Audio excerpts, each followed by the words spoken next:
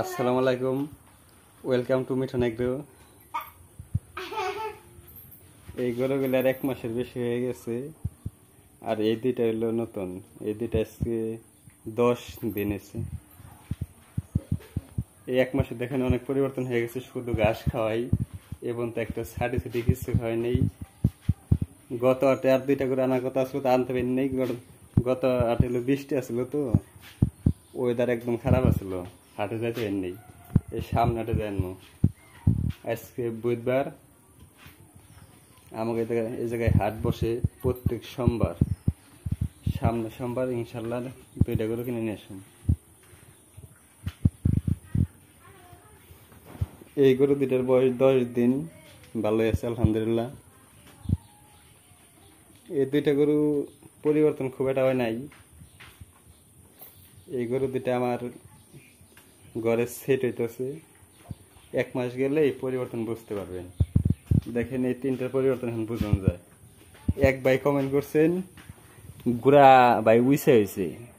এটা জিনিস খেয়াল করেন ভাই, গুড়া উইসে হয়েছে ঠিক আছে, হ্যাঁ, কিন্তু দেখেন প্রত্যেকটা সারি গালে আপনার 4 ইঞ্চির নিচে আছে ডাউন।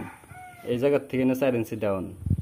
দেখেন এই যে এটা আমার খামারের সর্বোচ্চ ছোট করে এইটাই, তাও দেখেন ওর এনে উঁচা আছে, ঠিক আছে।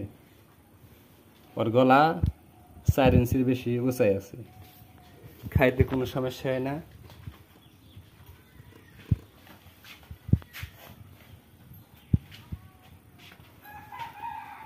এই গরুর শুধু হাড্ডি আসছিল, মাংস একদম কম আছিল। 1 মাসেই অনেক পরিবর্তন হয়ে গেছে। শুদ্ধ ঘাসের উপরে আসছে গরু।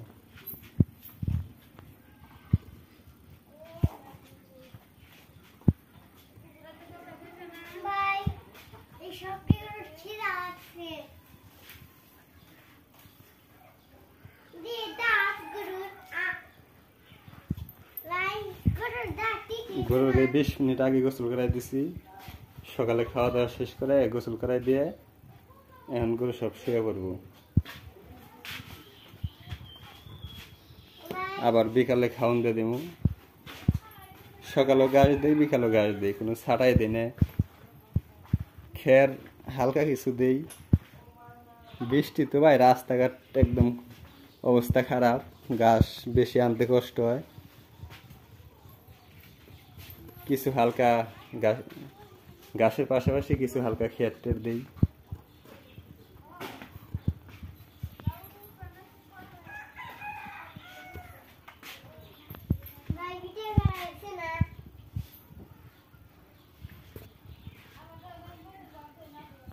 আশা করি আপনারা পরিবর্তন বুঝতে পারতেছেন।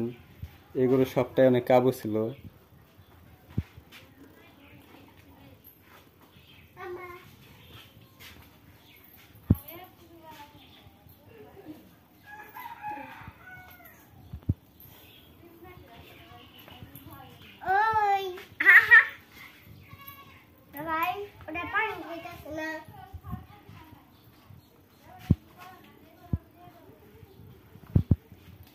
আজকের ভিডিও এই পর্যন্তই। আপনারা সকলে দোয়া করবেন।